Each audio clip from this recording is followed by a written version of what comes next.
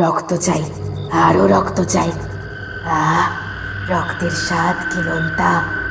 মাঝরাতে একটা ফ্যাঁস ফ্যাঁসে গলার আওয়াজ কানে আসতে হিরেনের ঘুমটা ভেঙে যায়। হিরেনের ঘুমটা ভেঙে যেতে সে পাশ ফিরতেই যা দৃশ্য দেখে তা দেখে হিরেনের দুই চোখ বিস্ফারিত হয়ে যায়। হিরেন বিস্ফারিত নয়নে চেয়ে দেখে তার স্ত্রী কাজরি বিছানার উপর উঠে বসে একটা হাত দিয়ে অপর হাতের চামড়া টেনে টেনে ছিঁড়ে সেই হাতের তলা তলা রক্ত মাংস বের করছে, আর হাত দিয়ে তুলে তুলে সেই রক্ত আর মাংস চিবিয়ে চিবিয়ে পরম তৃপ্তিতে খাচ্ছে।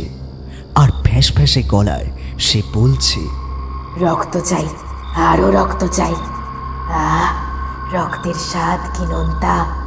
হিরেন তার স্ত্রী কাজরির এই ভয়ঙ্কর রূপ দেখে আর ওই ধরনের অস্বাভাবিক আচরণ দেখে হিরেন ভয় মিশ্রিত কাঁপা কাঁপা গলায় বলে ওঠে, কাজরি, এই কাজরি, তোমার কি হয়েছে? তুমি এই মাঝরাতে এরকম পাগলের মতো আচরণ করছো কেন? হিরেনের প্রশ্ন শুনে কাজরি তার হাতের রক্ত মাংস খাওয়া থামিয়ে হিরেনের দিকে তাকায়।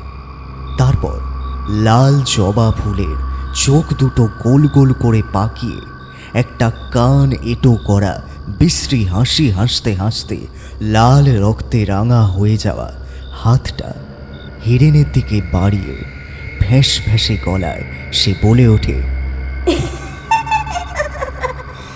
এই, আমার মাংস খেতে খুব ইচ্ছা করছে। আমাকে আর একটু মাংস এনে দিবি? একটু প্রাণ ভরে খাবো। অনেক দিন হলো আমি মাংস খাইনি।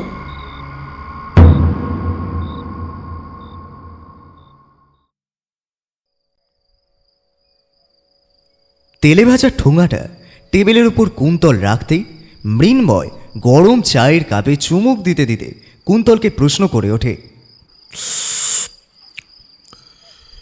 এই কুন্তল, আজ এই কনকনে শীতের সন্ধেতে রাম হরিদার তেলে ভাজার দোকান থেকে কী চপ আনলি রে? মৃন্ময়ের প্রশ্ন শুনে কুন্তল ক্লাব ঘরের কোণে উল্টে পড়ে থাকা বেতের মোড়াটা তুলে নিয়ে আসতে আসতে বলে, গরম গরম মাংস চপ আর ডিমের চপ এনেছি। রামহরিদার হাতের তৈরি মাংস চপগুলো খেয়ে দেখ, আহা দারুণ বানায়, একেবারে খাসা যাকে বলে। হিরেন তেলে ভাজা ঠোঙা থেকে একটা গরম গরম মাংসের চপ হাতে তুলে নিয়ে সেটা মুখে কামড় বসিয়ে বেশ গম্ভীর গলায় বলে ওঠে, এই মাংস চপ খাওয়ার সঙ্গে এই মাংস নিয়ে আমার একটা ভয়ঙ্কর গল্প মনে পড়ে গেল। হিরেনের মুখে মাংস নিয়ে গল্প কথাটা শুনে প্রদ্যুৎ উত্তেজিত কণ্ঠে বলে ওঠে, হিরেন্দা, এই মাংস নিয়ে তোমার কি এমন ভয়ঙ্কর গল্প মনে পড়ে গেল বলো দেখি। আমাদের এই গল্পটা বলো না। হ্যাঁ, আরে তাহলে আজ এই শীতের সন্ধেটা, হ্যাঁ, আর রাম হরিদার হাতে গরম গরম মাংসের চপ খাওয়ার সঙ্গে সঙ্গে তোমার এই গল্পটা বেশ ভালো জমবে। এই শীতের সন্ধেটা একেবারে জমবে আসরে। প্রদ্যুতের মুখে এই কথাটা শুনে কুন্তল ও মৃন্ময়ও দুজনেই বেশ উত্তেজিত কণ্ঠে বলে ওঠে, হ্যাঁ হ্যাঁ হ্যাঁ হিরেন্দা, হিরেন্দা, এই সন্ধেটা তোমার মুখে একটা ভয়ঙ্কর গল্প হয়ে যাক। এই গরম গরম মাংসের চপের সঙ্গে একেবারে জমে যাবে। অনেক দিন হয়ে গেল তোমার মুখে কোনো ভয়ঙ্কর গল্পই শুনিনি। কুন্তল মৃন্ময়ের ও প্রদ্যুতের বায়না শুনে হিরেন বাবু মৃদু হেসে বলে ওঠে,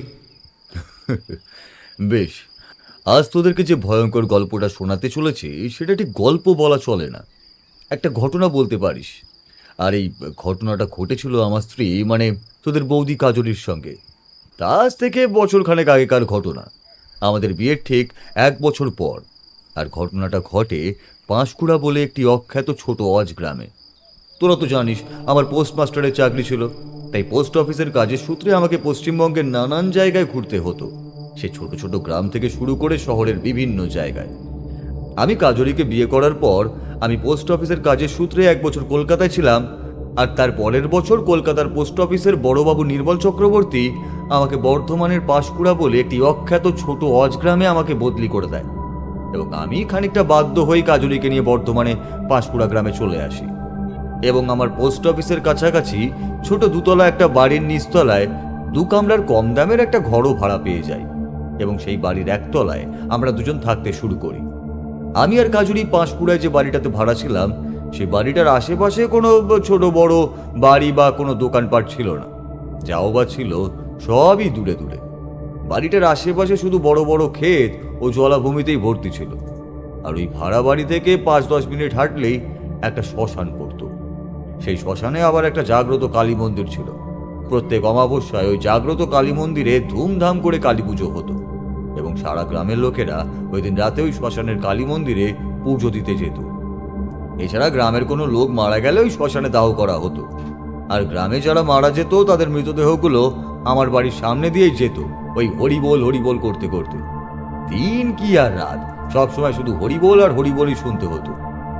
আমি কাজুরিকে নিয়ে পাঁশকুড়ার গ্রামে যাওয়ার 1 সপ্তাহ পর ওই শ্মশানের কালী মন্দিরে আমরা দুজনে এক অমাবস্যার রাতে পুজো দিতে যাই। ওই মন্দির থেকে পুজো দিয়ে ফিরে আসার 2 দিন পর থেকে তোদের বৌদির মধ্যে একটা অদ্ভুত অস্বাভাবিক আচরণ লক্ষ্য করি আমি। বৌদির মধ্যে কি এমন অস্বাভাবিক আচরণ লক্ষ্য করো হিরেন্দা?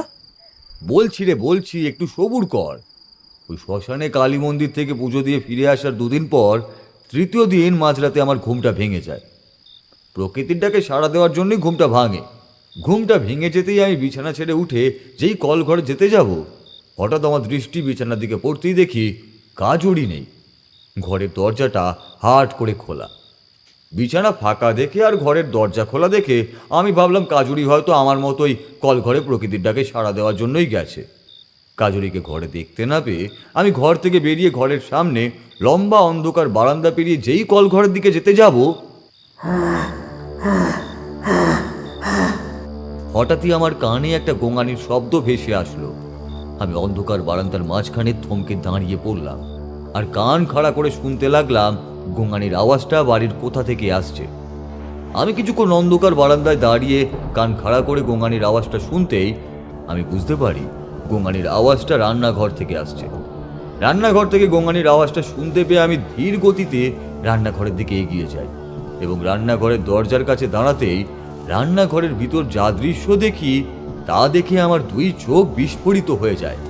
আমি বিস্ফোরিত নয়নেই চেয়ে দেখি কাজুরি রান্নাঘরের মাঝখানে হাত পা ছড়িয়ে বসে আছে আর ওর মাথার লম্বা লম্বা চুলগুলো টেনে টেনে এমনভাবে ছিঁড়ছে যে চুলের গোড়া থেকে শুরু করে মাথার চামড়া পর্যন্ত চুলের সঙ্গে ছিঁড়ে যাচ্ছে, এমনভাবে যে চুলের গোড়া থেকে রক্ত ছুঁয়ে ছুঁয়ে সারা মুখে পড়ছে এবং সেই রক্তে কাজুরির মুখটা লাল রঙে রাঙা হয়ে গেছে। কাজুরিকে পাগলের মতো অস্বাভাবিক আচরণ করতে দেখে আমি সঙ্গে সঙ্গে রান্নাঘরের ভিতরে ঢুকে যাই এবং কাজুরির সামনে বসে ওকে জড়িয়ে ধরে জিজ্ঞাসা করি, কাজুরি, কাজুরি, তোমার কি হয়েছে? তুমি এরকম পাগলের মতো আচরণ করছো কেন? আমার প্রশ্ন শুনে কাজুরি চুলের গোড়া থেকে ছুঁয়ে পড়া লাল কালচে রক্ত হাত দিয়ে চেটে খেতে খেতেই ফ্যাস ফ্যাসে গলায় বড় বড় চোখ করে বলে উঠল, হেই, আমার খুব রক্ত খেতে ইচ্ছে করছে, আমাকে অনেক রক্ত এনে দিবি, প্রাণ ভরে খাবো। কাজুরির মুখেই কথা শুনে আমার বুকের ভেতর থেকে একটা হিম শীতল রক্তের স্রোতের ধারা বয়ে যায় আর আমি তখন ভয় মিশ্রিত কাঁপা কাঁপা গলায় বলে উঠি, কাজুরি, তোমার কি হয়েছে? তুমি রক্ত খেতে চাইছো কেন হঠাৎ করে? কাজুরি কোনো রকম উত্তর না দিয়ে আবার একটা কান নেটো করা বিশ্রী হাসি হাসতে লাগলো। কাজুরিকে অস্বাভাবিক পাগলের মতো আচরণ করতে দেখে আমি ব্যাপারটা ভালো না বুঝে সঙ্গে সঙ্গে ঠাকুর ঘরে যাই। ঠাকুর ঘরে গিয়ে গঙ্গা জলের বোতলটা নিয়ে এসে সেই বোতল থেকে 1 কোষ হাতে গঙ্গা জল ঢেলে কাজুরির দিকে ছেটাতেই কাজুরি ধীরে ধীরে শান্ত হয়ে যায় এবং আস্তে আস্তে গভীর ঘুমে তলিয়ে যায়।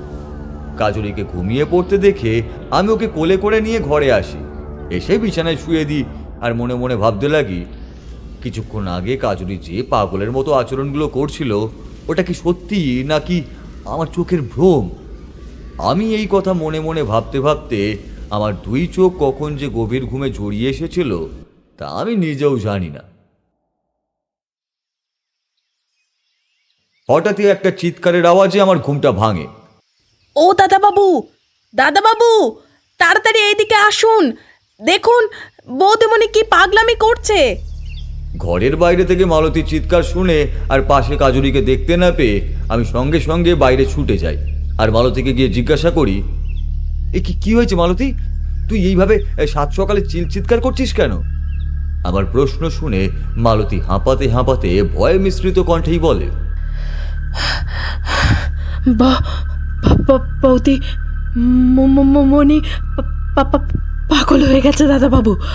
দেখবেন, চলুন, বাড়ির পেছনের বাগানে বসে কি কি পাগলামি করছে।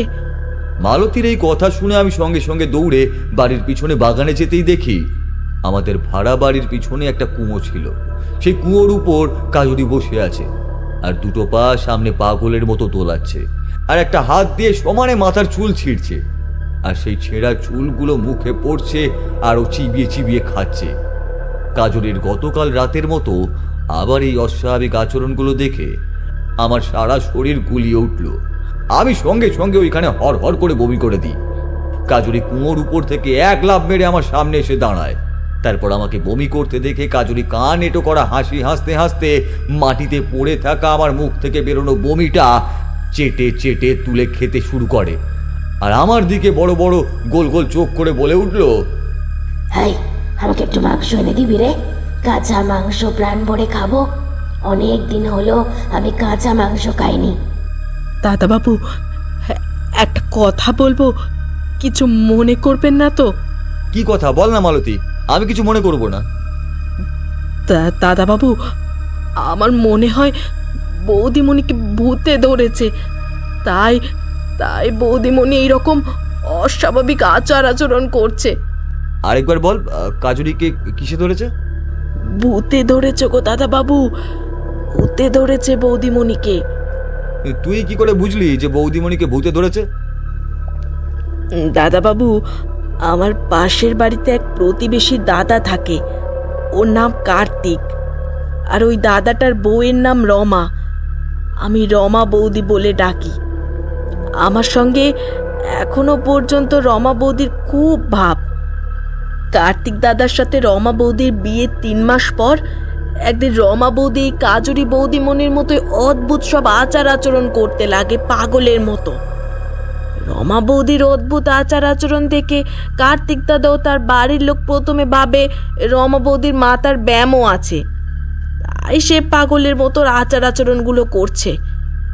কিন্তু যত দিন যায় রমা বৌদিকে পাগলের মতো আচরণ করতে দেখে তখনই কার্তিক দাদার মনে সন্দেহ জাগে যে রমা বৌদির মাথার কোনো ব্যায়ামও হয়নি, ওর উপর খারাপ হাওয়া বাতাস লেগে খারাপ কিছু একটা হয়েছে। এরপর কার্তিক দাদা আমাদের পাড়ার বিরাজ দাদুকে ডেকে আনে। এই বিরাজ দাদু পেশায় একজন নাম করা গুণিন। এই বিরাজ দাদুর নাম শুনলে ভূত পেরেত দৈত্য দানব সব ভয়েতে কাঁপে। গ্রামের কারোর উপর যদি অশুভ বিপদের ছায়া নেমে আসে তাহলে সে বিরাজ দাদুর শরণাপন্ন হয়। বিরাজ দাদু তাকে সেই অশুভ বিপদের ছায়া থেকে তার কঠিন তন্ত্র সাধনার দ্বারা বাঁচায়। রমা বৌদিকে ওই অস্বাভাবিক পাগলের মতো আচরণ করতে দেখে কার্তিক দাদা শেষ পর্যন্ত বিরাজ দাদু শরণাপন্ন হয় এবং বিরাজ দাদুকে রমা বৌদির বিষয়ে সব কথা খুলে বলতেই বিরাজ দাদু কার্তিক দাদার সঙ্গে বাড়িতে আসে এবং রমা বৌদির এই অস্বাভাবিক আচরণ দেখা মাত্রই বিরাজ দাদু কার্তিক দাদা ও তার বাড়ির লোকদের বলে বৌদিকে এক পিশাচে ধরেছে, আর সে পিশাচ যে বৌদিকে ধরেছে সেই পিশাচ নাকি খুব ভয়ঙ্কর। এই ভয়ঙ্কর পিশাচের জন্য নাকি বৌদির প্রাণ সংশয় হতে পারে। বিরাজ দাদুর মুখে এই কথা শুনে কার্তিকদা বিরাজ দাদুর কাছে হাত জড়ো করে কাতর কণ্ঠে রমা বৌদির জন্য প্রাণ ভিক্ষা চায়। কার্তিকদার কাতর আর্জি শুনে বিরাজ দাদু তার কঠিন তন্ত্র সাধনার দ্বারা রমা বৌদিকে তখন ওই ভয়ঙ্কর পিশাচের হাত থেকে বাঁচায়। আচ্ছা, তখন তোর সেই রমা বৌদিকে যে ভয়ঙ্কর পিশাচ ধরেছিল সেই পিশাচের নাম কি? আমার প্রশ্ন শুনে মালতী গালে হাত দিয়ে বেশ অনেকক্ষণ ধরে কি যেন ভাবে, তারপর বলে ওঠে, সদি কি যেন একটা নাম বলেছিল পিশাচটার বিরাজ দাদু, এখন সেই নামটা মনে আসছে না কিছুতেই দাদাবাবু। মালতীর মুখে সব ঘটনা শুনে আমি বেশ তাচ্ছিল্যের সুরেই বলে উঠি, এই শোন মালতী, তোর বৌদিমণিকে ভূতে পিশাচে কোনোটাতেই ধরেনি, ওর মাথার একটু ব্যায়াম হয়েছে। ওকে আমি কাল কলকাতায় নিয়ে যাব। ওইখানে আমার এক চেনা জানা মনোরোগ বিশেষজ্ঞ চিকিৎসক বন্ধু আছে, ওর কাছে গিয়ে তোর বৌদিমণিকে দেখালেই দেখবি সব ঠিক হয়ে যাবে। আমার কথা শুনে মালতী এবার বেশ রেগে গিয়েই ঝাঁঝালো গলায় বলে উঠল, দাদাবাবু, ওইসব শহরের ডাক্তারবাবুদের ভূত তাড়ানো কম্য নয়, এ হলো ওজা বা গুণিনের কাজ। আপনি আমার সঙ্গে এখুনি বিরাজ দাদুর কাছে চলুন, দেখবেন বিরাজ দাদুই বলে দেবে বৌদিমণিকে ভূতে ধরেছে কি ধরেনি। আমি মালতীর ছিঁদো কথায় কান্না দিয়ে গতকাল রাতের মতো আবার ঠাকুর ঘরে গিয়ে গঙ্গা জলের বোতলটা এনে সেই বোতল থেকে কিছুটা গঙ্গা জল নিয়ে কাজরির সারা শরীরে আবার ছিটিয়ে দিতেই কাজরি আবার শান্ত হয়ে যায় এবং ধীরে ধীরে গভীর ঘুমে তলিয়ে যায়। এরপর আমি আর বেশি দেরি না করে সেদিনই কাজরিকে নিয়ে কলকাতার উদ্দেশ্যে রওনা দিই এবং আমার সেই মনোরোগ বিশেষজ্ঞ চিকিৎসক বন্ধুর কাছে কাজরিকে চিকিৎসা করাই ঠিকই, কিন্তু তাতে কোনো ফল হয় না। আবার যেই কার সেই। এই কলকাতায় থাকাকালীন কাজরি আরও একটা ঘটনা ঘটায়, আর সেই ঘটনাটা ছিল ভয়ঙ্কর। এই ঘটনাটা ঘটায় কাজরি আমার মায়ের সঙ্গে। এই ভয়ঙ্কর ঘটনার জন্য আমার মায়ের মৃত্যু পর্যন্তও হতে পারত। বৌদি তোমার মায়ের সঙ্গে কি এমন কাজ করেছিল যার জন্য তোমার মায়ের মৃত্যু পর্যন্ত?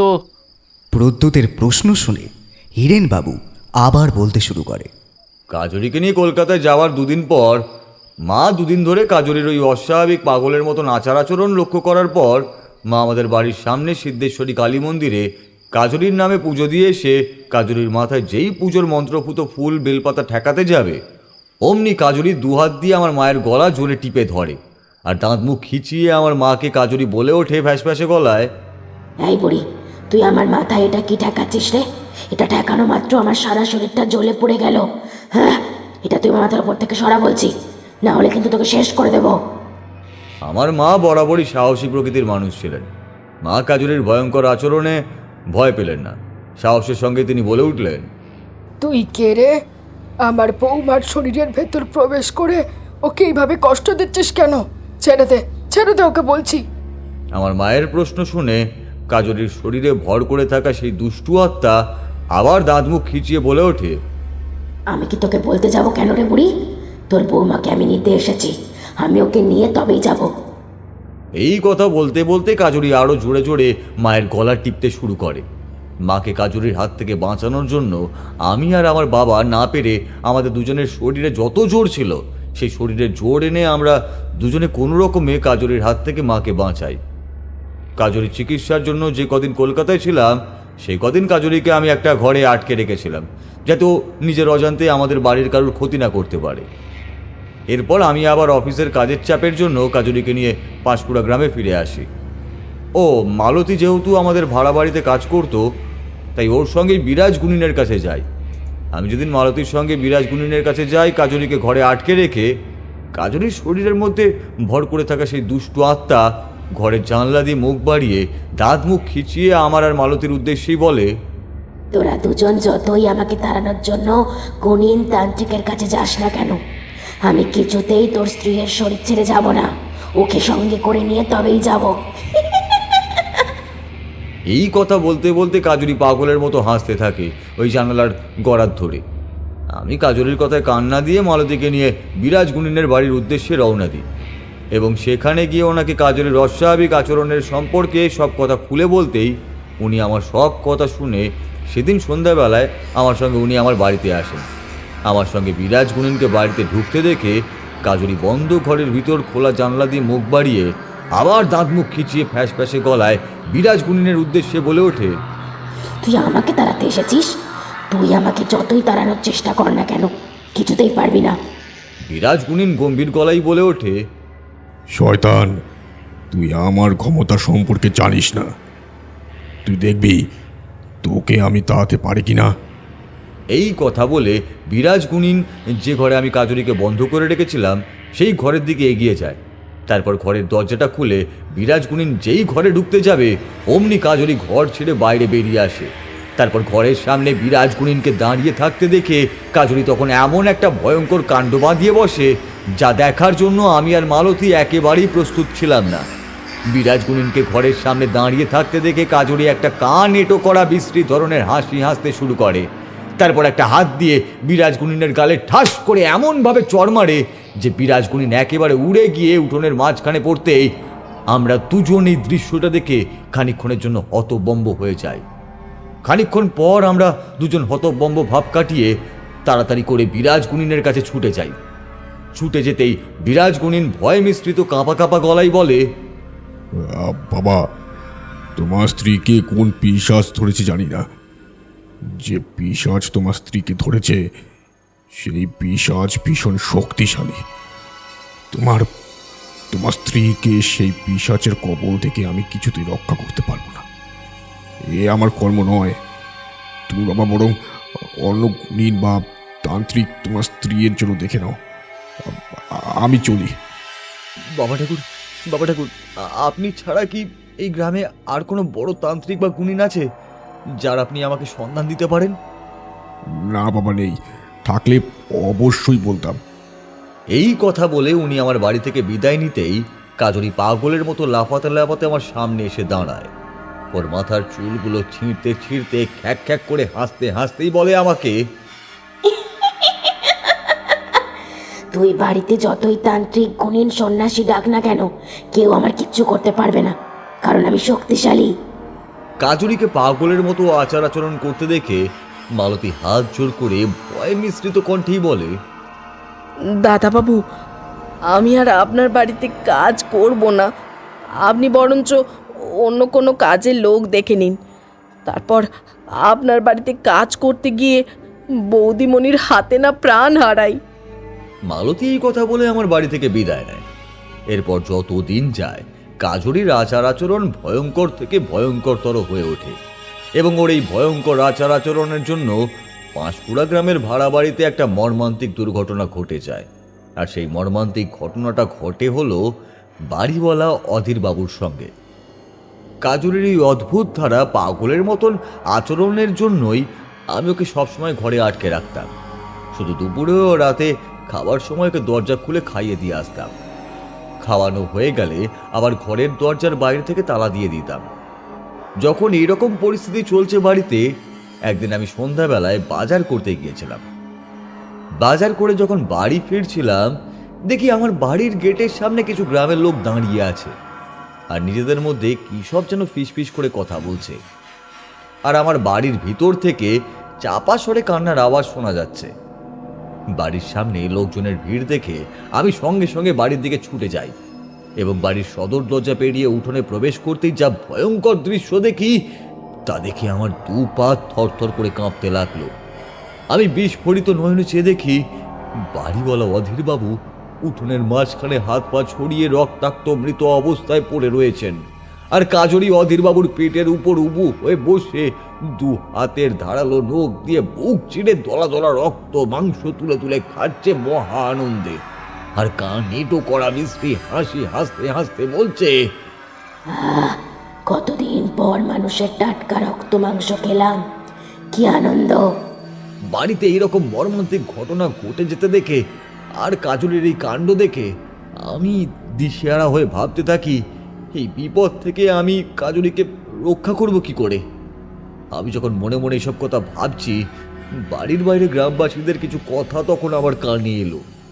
তারা কাজলিকে দেখে চোখ গোল গোল করেই বলছে, এর বউটোর যা অবস্থা দেখছি বটে, এর বউটোরে মনে হয় কোনো ভয়ানক পিশাচে ধরিয়েছে। এর বউ আর বাঁচবে না, ওই পিশাচের কবলে পুড়েই ও মরবে।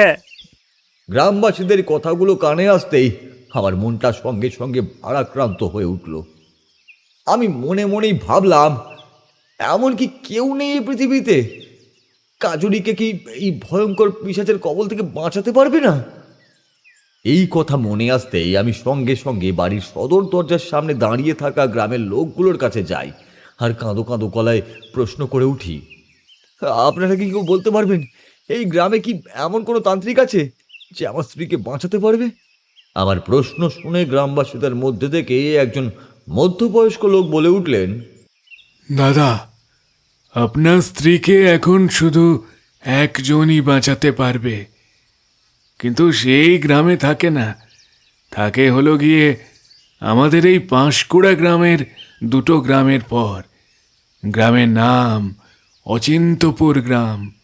কে তিনি দাদা, যে অচিন্তপুর গ্রামে থাকেন? তার নাম কি? আচার্য দেবনারায়ণ চক্রবর্তী তান্ত্রিক। উনি অচিন্তপুর গ্রামে মহাকাল ভৈরব মন্দিরে থাকেন। বলতে পারেন ওই মন্দিরটা ওনারই তৈরি। উনি হয়তো আপনাকে আর আপনার স্ত্রীকে এই বিপদের হাত থেকে রক্ষা করতে পারেন। লোকটির কথা শুনে আমি আর বেশি দেরি না করে তখনই যেই বাড়ি থেকে বেরিয়ে অচিন্তপুরের উদ্দেশ্যে রওনা দিতে যাব, অমনি কাজুরি অধীরবাবুর শরীরের উপর থেকে উঠে ধীরে ধীরে আমার দিকে এগিয়ে আসে। তারপর লাল রক্তে রাঙা হয়ে যাওয়া মুখটা নিয়ে সে বিশ্রী কান এঁটো করা হাসি হাসতে হাসতে বলে উঠল, পারবি না, আমাকে কিছুতেই এখান দিয়ে দাঁড়াতে পারবি না। যতই তুই তান্ত্রিক গুণেন ডাক না কেন, আমি তোর স্ত্রীকে এখান থেকে নিয়ে তবেই যাব। ওকে যে আমার খুব পছন্দ হয়েছে। এই কথা বলতে বলতে কাজুরি তার হাতের ধারালো নখযুক্ত হাত দিয়ে তার মুখের ও গলার চামড়াগুলো ছিঁড়ে ছিঁড়ে খেতে লাগে মহা আনন্দে। কাজুরির এই করুণ অবস্থা দেখে আমার চোখ ফেটে জল বেরিয়ে আসে। এরপর আমি গ্রামের কিছু লোকের সাহায্য নিয়ে কাজুরিকে ধরে বেঁধে ঘরে তালা দিয়ে আটকে রেখে অচিন্তপুর গ্রামের আচার্য দেবনারায়ণ চক্রবর্তীর মহাকাল ভৈরব মন্দিরের উদ্দেশ্যে রওনা দিই। আমি যখন অচিন্তপুর গ্রামে পৌঁছাই তখন সূর্যের লাল আলোর ছটা ধীরে ধীরে প্রকৃতিকে উজ্জ্বল রাঙিয়ে তুলতে শুরু করেছে এবং পাখিরা বাসা ছেড়ে কলকাকলিতান করে প্রকৃতির বুকে উড়ে বেড়াচ্ছে। এরপর আমি অচিন্তপুর গ্রামের সরু মাটির রাস্তা দিয়ে হাঁটতে হাঁটতে যখন কাল ভৈরব মন্দিরে প্রবেশ করতে যাব, হঠাৎ আমার পিছন থেকে কেউ যেন শীতল কণ্ঠেই বলে উঠল, আচার্য দেবনারায়ণ তান্ত্রিকের কাছে যাচ্ছিস? নিজের স্ত্রীর বিপদের জন্য তো? ওনার কাছে গিয়ে কোনো লাভ হবে না। পিছন দিক থেকে শীতল কণ্ঠস্বর ভেসে আসতেই আমার বুকটা ভয় ধরাস করে উঠল এবং সঙ্গে সঙ্গে পিছন ফিরতে দেখি মন্দিরের বাইরে একদম বাঁ দিকে একটা বড় বট গাছের তলায় বছর 30-32-এর এক সৌম্যকান্তি যুবক বসে আছে। সেই সৌম্যকান্তি যুবকের পরনে খাটো ধুতি এবং পরনে কোনো বস্ত্রই নেই, চোখে মুখে গভীর উজ্জ্বলতার ছাপ। আমি সেই সৌম্যকান্তি যুবকটিকে দেখা মাত্র আর ওনার ওই কথা শোনা মাত্রই আমি বেশ একটু রেগেই যাই এবং ক্রুদ্ধ কণ্ঠেই বলে উঠি, আপনি কে? আপনি জানলেন কি করে আচার্য দেবনারায়ণ তান্ত্রিক আমার স্ত্রীকে বিপদ থেকে রক্ষা করতে পারবে না? হ্যাঁ? আমার প্রশ্ন শুনে সেই সৌম্যকান্তি যুবক একটা অদ্ভুত হাসি হেসেই বলে উঠল, আমি কে আপনার জানার তা দরকার নেই, কিন্তু আমি যা বলি ঠিকই বলি। আপনার স্ত্রীকে উনি রক্ষা করতে পারবেন না, কারণ আপনার স্ত্রীকে যে পিশাচে ধরেছে তাকে দাঁড়ানোর ক্ষমতা কারোর নেই। কারণ সেই পিশাচ বিশাল শক্তিশালী, যাকে একবার ধরে তাকে শেষ করে তবে ছাড়ে। তাহলে কোন তান্ত্রিক আমার স্ত্রীকে ওই ভয়ঙ্কর পিশাচের কবল থেকে রক্ষা করতে পারবে আপনি বলতে পারবেন? তাহলে আমি সেই তান্ত্রিকের কাছেই যাব। এই কথা বলে আমি কাল ভৈরবের মন্দিরে প্রবেশ করি এবং মন্দিরে প্রবেশ করে আচার্য দেবনারায়ণ চক্রবর্তীর সঙ্গে সাক্ষাৎ করে ওনাকে কাজুরির সম্পর্কে সব কথা খুলে বলতেই উনি কাজুরি সম্পর্কে আমার মুখ থেকে সব কথা শুনেই বললেন, শোন বাবা, আমি একটা বাবা কাল ভৈরবের মন্ত্রপুত কবচ দিচ্ছি। তুই বাড়ি গিয়ে এই কবচটা তোর স্ত্রীকে পরিয়ে দিবি। কাল সকালবেলায় আমি তোর বাড়ি যাচ্ছি।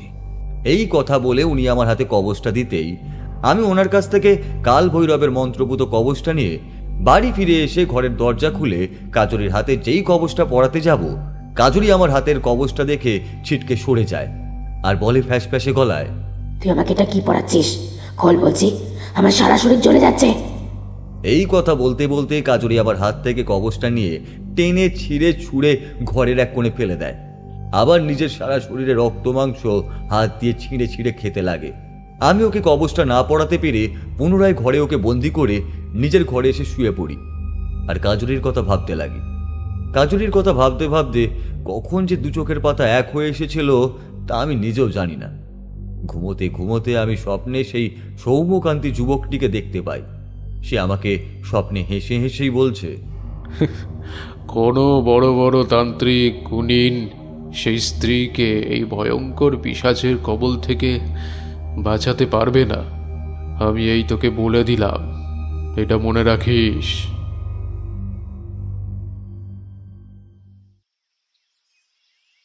জয় কাল ভৈরবের জয়। হঠাৎ একটা গুরুগম্ভীর গলার আওয়াজ ভেসে আসতেই আমার ঘুমটা ভেঙে যায়। ঘুমটা ভেঙে যেতেই আমি বাইরে বেরিয়ে দেখি কাল ভৈরবের মন্দিরের প্রধান পুরোহিত আচার্য দেবনারায়ণ তান্ত্রিক দাঁড়িয়ে আছে বাড়ির সদর দরজার কাছে, আর বাড়ির চারিদিকে তাকাতে তাকাতে উচ্চ স্বরে বলছে, জয় কাল ভৈরবের জয়। বাড়ির সদর দরজার কাছে আচার্য দেবনারায়ণ তান্ত্রিককে দেখে আমি হাত জড়ো করে ছুটে যাই ওনার কাছে আর বলি, বাবা ঠাকুর আপনি এসেছেন, আমার বাড়ি আসুন, ভিতরে আসুন। আচার্য দেবনারায়ণ তান্ত্রিক উঠোনে প্রবেশ করতেই ঘরের ভিতর থেকে কাজরির চিৎকার শোনা যায়। কাজরি চিৎকার করে বলছে আমাকে, আবার তুই আমাকে তাড়ানোর জন্য তান্ত্রিক এনেছিস? ওকে বের করে দে, ওকে বের করে দে বলছি। ঘরের ভিতর থেকে কাজরির কথা শুনে আচার্য দেবনারায়ণ তান্ত্রিক ধীরে ধীরে কাজরির ঘরের দিকে যেই এগোতে যাবে, হঠাৎ ঘরের দরজাটা হুড়মুড়িয়ে ভেঙে পড়ে। আমার বুকটা ভয় ধরাস করে ওঠে। আমি দরজার দিকে তাকিয়ে দেখি কাজরি দাঁড়িয়ে আছে, ও লাল রক্তে রাঙা হয়ে যাওয়া জবা ফুলের মতো চোখ দুটো ক্রুদ্ধ দৃষ্টি দিয়ে আমাদের দিকেই তাকিয়ে রয়েছে। রাগে গড়গড় করে ফুঁসছে আর দাঁত মুখ খিচিয়ে মিচিয়ে বলছে, ওকে বের করে দে বলছি। এই কথা বলতে বলতে কাজরি আমাদের দুজনের দিকেই ছুটে আসে। এরপর দুহাত দিয়ে আচার্য দেবনারায়ণ তান্ত্রিকের গলাটা টিপে ধরে, একেবারে উপরে শূন্যে তুলে মাটিতে আছাড় মেরে ফেলে দিতেই আচার্য দেবনারায়ণ তান্ত্রিক মুখ থুবড়ে মাটিতে উল্টে পড়ে যায়। ও পড়ে যেতেই কাজরি এক লাফ মেরে ওনার পেটের উপর এসে বসে। ধারালো বড় বড় নখযুক্ত হাত দিয়ে আচার্য দেবনারায়ণ তান্ত্রিকের পরনের পাঞ্জাবিটা ফালা ফালা করে টেনে ছিঁড়ে ফেলে। যে বুকে আঘাত আনতে যাবে কাজরি, ঠিক সেই সময় আচার্য দেবনারায়ণ তান্ত্রিক তার শরীরের সমস্ত শক্তি এক করে কাজরিকে বুকের ওপর থেকে জোরে ঠেলে ফেলে দেয়।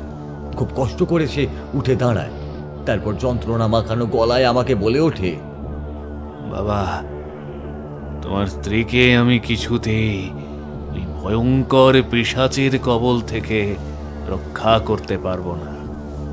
এ আমার সাধ্যের বাইরে। তোমার স্ত্রীকে যে পিশাচ ধরেছে সে খুব শক্তিশালী। সেই পিশাচ আমাকেও মেরে ফেলতে পারে। তাই তুমি তোমার স্ত্রীকে বাঁচানোর জন্য অন্য পথ দেখো। আমি চললাম এখান থেকে। এই কথা বলে আচার্য দেবনারায়ণ তান্ত্রিক আমার বাড়ি থেকে বিদায় নিতেই আমি তখন খুব ভেঙে পড়ি আর ভাবতে লাগি, পৃথিবীতে এমন কোনো সাধু সন্ন্যাসী নেই যে আমার স্ত্রীকে বড় বিপদ থেকে রক্ষা করতে পারবে। আমি যখন মনে মনে এই কথাই ভাবছি, কাজরি আমার সামনে এসে দাঁড়ায়। তারপর ওর লাল চোখ দুটো গোল গোল করে বড় বড় করে তাকিয়েই বলে ওঠে, কি ভাবছিস তুই? আমাকে এখান দিয়ে কার সাহায্য নিয়ে তাড়াবি? পারবি না, পারবি না, তুই কিছুতে আমাকে তাড়াতে পারবি না। এই কথা বলতে বলতে কাজরি লাফাতে লাফাতে বাড়ির পিছনে চলে যায়।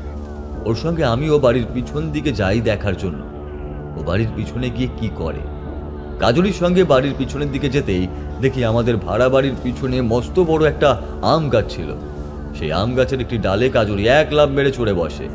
তারপর ওই আম গাছের একটা কোঠরে কিছু পরিযায়ী পাখি বাসা বেঁধেছিল এবং সেই পরিযায়ী পাখিগুলো কিছু ছোট ছোট পাখির জন্মও দিয়েছিল। সেই আম গাছের পরিযায়ী পাখি জন্ম দেওয়া ছোট ছোট বাচ্চাগুলোকে এক হাত দিয়ে গাছের কোটর থেকে বের করে আর কচমচ করে চিবিয়ে চিবিয়ে মহা আনন্দে খাচ্ছে আর হাসতে হাসতে বলছে, রক্তের স্বাদ কি নোনতা? আমার আরো রক্ত চাই, আরো রক্ত। কাজুরিকে গাছের উপর উঠে বসে পা ঝুলিয়ে ঝুলিয়ে কচমচ করে পাখিগুলো চিবিয়ে খেতে দেখে আমি আর ওই ভয়ঙ্কর বিভৎস দৃশ্য দেখে সহ্য করতে না পেরে আমি ওইখান দিয়ে চলে আসি।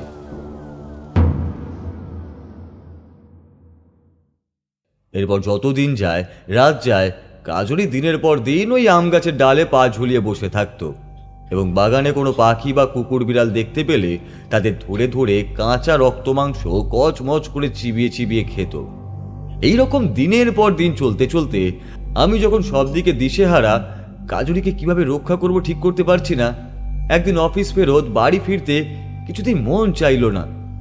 পাঁশকুড়া গ্রামের একদম শেষ প্রান্তে একটা বড় নিরিবিলি ঝিল ছিল। সেই ঝিলের ধারে আমি মন খারাপ করে বসে আছি, আর আমার আর কাজলের ভবিষ্যতের কথা ভাবছি যখন, ঠিক সেই সময় আমার কানে একটা চেনা গলার স্বর ভেসে এলো। কি হলো? কি ভাবছেন? আপনার স্ত্রীর ভবিষ্যতের কথা ভাবছেন কি? পিছন দিক থেকে চেনা গলার আওয়াজটা ভেসে আসতেই আমি পিছন ফিরে তাকিয়ে দেখি কাল ভৈরব মন্দিরের নিকটে বটগাছের তলায় যে সৌম্যকান্তি যুবকটিকে আমি সেই দিন দেখেছিলাম, সেই সৌম্যকান্তি যুবকটি আমার পিছনে দাঁড়িয়ে একটা স্নিগ্ধ হাসি হাসছে।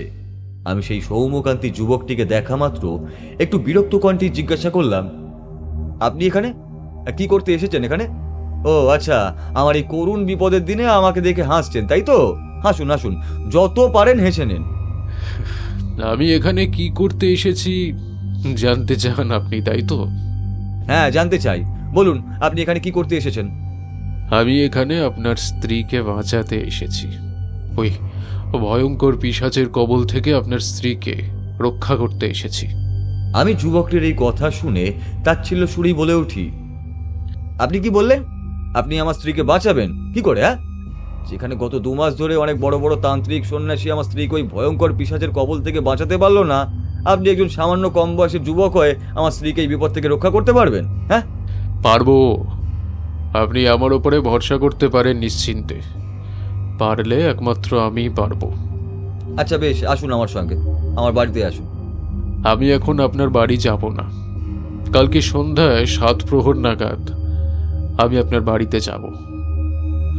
ও, কাল তো অমাবস্যা। কাল রাত 1 প্রহর নাগাদ আপনার বাড়িতে একটা যজ্ঞ করব। আপনার কোনো আপত্তি নেই তো? না, নেই, আমার কোনো আপত্তি নেই।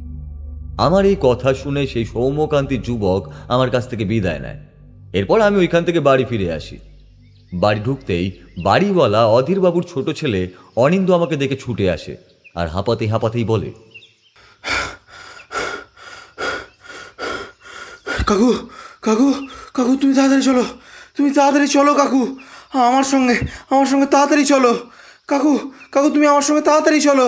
আমাদের বাড়ি থেকে একটু দূরে যে বড় পুকুরটা আছে না, আরে হ্যাঁ গো হ্যাঁ, তাল বাগানের পাশে যে জোড়া পুকুরটা পড়ে না, ওই পুকুরে পাড়ে যাবে। ওই পুকুর পাড়ে একটা ভয়ঙ্কর ঘটনা ঘটে গেছে, একটা ভয়ানক ঘটনা ঘটে গেছে কাকু। কি ঘটনা ঘটে গেছে রে? চলো কাকু চলো, তাড়াতাড়ি চলো, দেখতে পাবে। এই কথা বলে আমি অনিন্দর সঙ্গে আমাদের ভাড়া বাড়ি থেকে একটু দূরে একটা বড় তালবাগান পড়ে, সেই তালবাগানের পাশে একটা জোড়া বড় পুকুর আছে। দেখি সেই পুকুর পাড়ের সামনে গ্রামের কিছু বাসিন্দা ভিড় করে দাঁড়িয়ে আছে। তাদের নিজেদের মধ্যে কী সব যেন কথাবার্তা বলছে। আমি অনিন্দর সঙ্গে গ্রাম বাসিন্দাদের ভিড় ঠেলে পুকুর পাড়ের সামনে এগিয়ে যেতেই যা দৃশ্য দেখি তা দেখে আমার 2 চোখ কপালে উঠে যায়। আমি তাকিয়ে দেখি কাজুরি একটা মহিলার পেটের উপর বসে তার বুকের ভেতর থেকে রক্ত মাংস টেনে ছিঁড়ে ছিঁড়ে কচমচ করে চিবিয়ে চিবিয়ে খাচ্ছে, আর সারা পুকুর পাড় লাল রক্তের বন্যায় ভেসে যাচ্ছে। আমি ভয়ঙ্কর দৃশ্য দেখে নিজেকে আর সামলাতে না পেরে স্নায়ুর উপর নিয়ন্ত্রণ হারিয়ে অজ্ঞান হয়ে পড়ে যাই ওই পুকুর পাড়ের সামনে। ওম ক্রিং কালাই নমঃ। ওম হ্রিং শ্রীং ক্লিং অর্ধকালিকায় পরমেশ্বরী স্বাহা। শীতল কণ্ঠে একটা মন্ত্রপাঠ আমার কানে ভেসে আসতেই আমি ধীরে ধীরে চোখ মেলে তাকাই আর দেখি সেই সৌম্যকান্তি যুবকটি আমার বিছানার সামনে দাঁড়িয়ে আমার মাথায় হাত দিয়ে কালী মন্ত্র জপ করছে। আমার বিছানার পাশে দাঁড়িয়ে থাকা সেই সৌম্যকান্তি যুবকটিকে দেখা মাত্রই অবাক গলায় জিজ্ঞাসা করি, আপনি এসে গেছেন? আপনাকে আমার বাড়ির ঠিকানাই বা কে দিল? আমি তো দিইনি। আমার ভক্তের বিপদ আর আমি আসবো না? আমি তোর বাড়ি চিনে এলাম কি করে, তাই তো? সে তোকে না জানলেও চলবে। তা আপনার স্ত্রী কোথায়? ওনাকে তো বাড়িতে কোথাও দেখছি না। আমি বিছানা ছেড়ে উঠতে উঠতে ক্লান্ত গলায় বলি, চলুন চলুন আমার সঙ্গে। এই কথা বলে যুবকটিকে নিয়ে আমি জোড়া পুকুর পাড়ে যাই। জোড়া পুকুর পাড়ে গিয়ে একটা পেয়ারা গাছের দিকে আঙুল দেখিয়েই বলি, ওই দেখুন আমার স্ত্রী কাজুরি, গত 2 দিন ধরেই পেয়ারা গাছেই বসে আছে। আর যত রাজ্যের নিরীহ অবলা পশু পাখিগুলো ধরে তাদের মেরে তাদের কাঁচা রক্ত মাংস চিবিয়ে চিবিয়ে খাচ্ছে।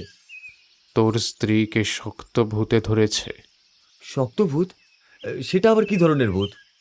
হ্যাঁ, এই শক্ত ভূত হলো এক ধরনের শক্তিশালী পিশাচ। এই পিশাচ যাকে ধরে তাকে একেবারে নিজের মতো বশ করে ফেলে, তারপরে সব শেষে মেরে ফেলে একেবারে। আপনার স্ত্রীকে শক্ত ভূতে ধরেছে, উনি এখন শক্ত ভূতের বশে। এখনও ওনাকে পুরোপুরি কবজা করতে পারেনি, এইটাই হলো গিয়ে যা রক্ষে, নইলে সব শেষ হয়ে যেত। তাহলে এর থেকে কোনো রক্ষা পাওয়ার উপায় নেই? হ্যাঁ আছে, তবে শুনুন, আজ রাতে আমি একটা যজ্ঞ করব। সেই যজ্ঞে কিছু আমার উপকরণ লাগবে, এনে দিতে পারবেন? হ্যাঁ, এনে দিতে পারবো। কি কি উপকরণ লাগবে বলুন।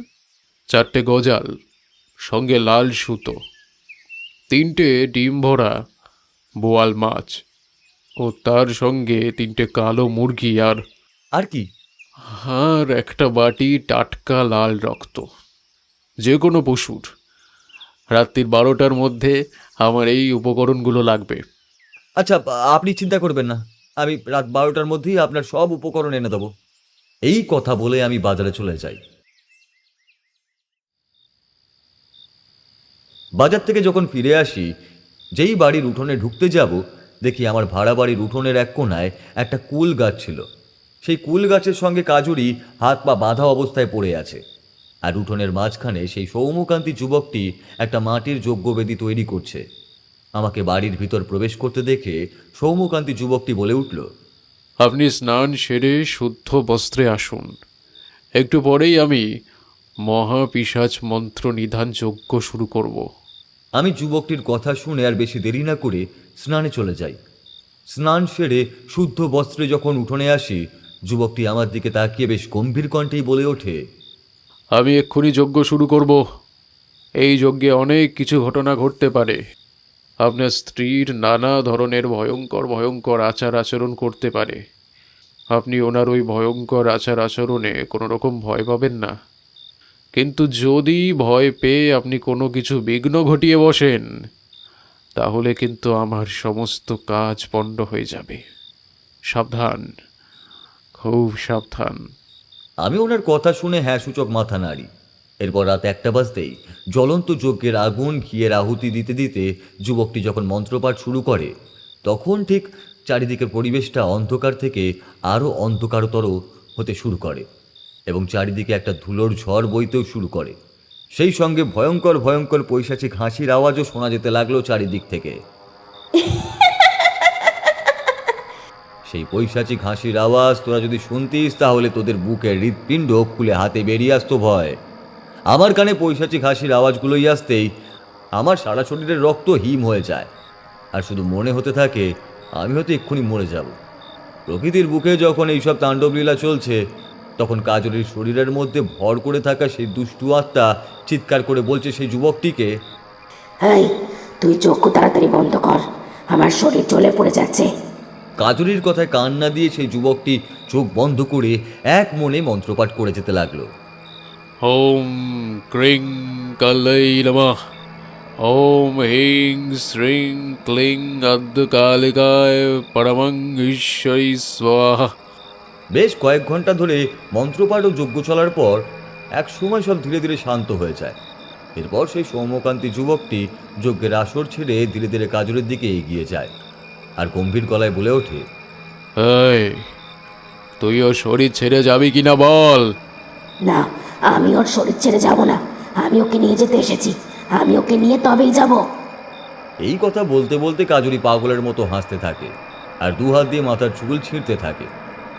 তুই ওর শরীর ছেড়ে যাবি না, তাই তো? দাঁড়া দাঁড়া দাঁড়া, তোকে দেখাচ্ছি, দাঁড়া।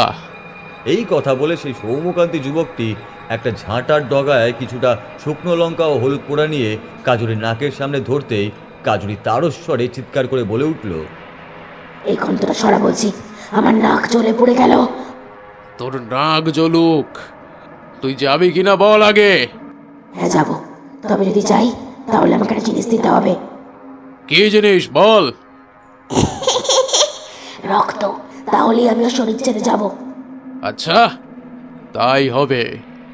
এই কথা বলে সেই সৌম্যকান্তি যুবকটি যজ্ঞের আসরের সামনে থেকে পুজো করা 3টে ডিম ভরা বোয়াল মাছ ও তার সঙ্গে 3টে কালো মুরগি কাজুরির সামনে রাখতেই কাজুরি চিৎকার করে বলে উঠল, এই 3টে বোয়াল মাছ আর 3টের মুরগিতে আমার তৃষ্ণা মিটবে না। আমি আরো রক্ত চাই, আর সেটা হলো মানুষের টাটকা রক্ত। না, মানুষের শরীরে টাটকা রক্ত আমি তোকে কিছুতেই দিতে পারবো না। এ আমার পক্ষে অসম্ভব। না, মানুষের শরীরে টাটকা রক্ত না পেলে আমি কিছুতেই শরীর ছেড়ে যাব না। কাজুরির এই জেদ দেখে যুবকটি শেষ পর্যন্ত কাজুরির কথায় রাজি হয়ে বলল, বেশ, তাই হবে। মানুষের শরীরে টাটকা রক্ত পেলে ওর শরীর ছেড়ে যাবি তো? হ্যাঁ, যাব। কাজুরির এই কথা শুনে যুবকটি আমার দিকে এগিয়ে আসে আর বলে, আপনি আপনার ডান হাতের বুড়ো আঙুলটা সামান্য কেটে আমাকে কিছুটা রক্ত এই মালসার ছোট বাটিটার মধ্যে দিতে পারবেন? হ্যাঁ, পারবো। এই কথা বলে আমার ডান হাতের বুড়ো আঙুল কিছুটা কেটে রক্ত বের করে মাটির মালসার বাটিতে দিতেই, সেই রক্তের বাটি কাজুরির সামনে দিতেই আমি দেখলাম কাজুরি সেই রক্তের মালসার বাটি এক হাত দিয়ে নিজের কাছে ছিনিয়ে নিয়ে আমার বুড়ো আঙুলের কাটা টাটকা রক্ত তৃপ্তি সহকারে চেটে চেটে খাচ্ছে, আর কান নেটো করা বিশ্রী একটা হাসি হাসতে হাসতেই বলছে, আমি এবারে শান্ত, পরিতৃপ্ত। কতদিন পর মানুষের টাটকা রক্ত পান করলাম, আমি পরিতৃপ্ত। কাজুরির এই কথা বলতে বলতে হঠাৎ কেমন যেন আস্তে আস্তে ঝিমিয়ে পড়ে, তারপর ধীরে ধীরে গভীর ঘুমের দেশে তলিয়ে যায়। কাজুরিকে ঘুমিয়ে পড়তে দেখে সৌম্যকান্তি যুবকটি বলে উঠল, আর আপনার কোনো চিন্তা নেই। আপনার স্ত্রীর ওপর থেকে সমস্ত অশুভ বিপদের ছায়া কেটে গেছে। এবার আপনি সুখে শান্তিতে আপনার স্ত্রীর সঙ্গে সংসার করতে পারেন। আচ্ছা, আপনি বলতে পারবেন আমার স্ত্রীর শরীরে যে দুষ্টু আত্মা বাসা বেঁধেছিল, সে দুষ্টু আত্মা কোথা থেকে এসেছিল? হ্যাঁ, বলতে পারবো। আচ্ছা, আপনারা বলতে পারবেন কি আপনার স্ত্রী কোনোদিন কোনো শ্মশানে পুজো দিতে গিয়েছিল, বা কোনোদিন কোনো শ্মশানে গিয়েছিল ঘুরতে এর আগে? হ্যাঁ, আজ থেকে 3 মাস আগে আমি আর আমার স্ত্রী মিলে এক অমাবস্যার রাতে আমাদের বাড়ির পাশের শ্মশানকালী মায়ের পুজো দিতে গিয়েছিলাম। আমি ঠিকই আন্দাজ করেছিলাম। শ্মশানের 2 দুষ্ট আত্মা আপনার স্ত্রীর ওপর ভর করেছিল, তাই আপনার স্ত্রীর এই হাল হয়েছে। এখন আপনার যদিও আর কোনো ভয় নেই, আপনার স্ত্রী সম্পূর্ণ সুস্থ হয়ে গেছে, আর আমি আপনাদের দুজনকে একটা মহামৃত্যুঞ্জয় কবচ দিচ্ছি। এই কবচ আপনারা যত দ্রুত সম্ভব ধারণ করে নিজেদের মঙ্গল কামনা করুন। এই কথা বলে উনি আমার হাতে 2টো কবচ দিয়ে বললেন, যত দ্রুত আপনারা এই কবচ ধারণ করবেন ততই আপনাদের মঙ্গল। উনি কবচ 2টো হাতে দিতেই আমি ওনার হাত থেকে ভক্তি ভরে কবচ 2টো গ্রহণ করতেই উনি বললেন, এবার আমি বিদায় নিচ্ছি, আপনারা ভালো থাকবেন। এই কথা বলে সৌম্যকান্তি যুবকটি যেই বাড়ির সদর দরজা বেরোতে যাবে, আমি ওনাকে প্রশ্ন করে উঠি, আচ্ছা, আপনি যে আমাকে এত উপকার করলেন, আপনার নামটাই তো জানা হলো না, আপনার নাম কি? আমার এই প্রশ্ন শুনে উনি একটা স্নিগ্ধ হাসি হেসে উত্তর দিল, আমার নাম শ্রী রবিশঙ্কর আচার্য।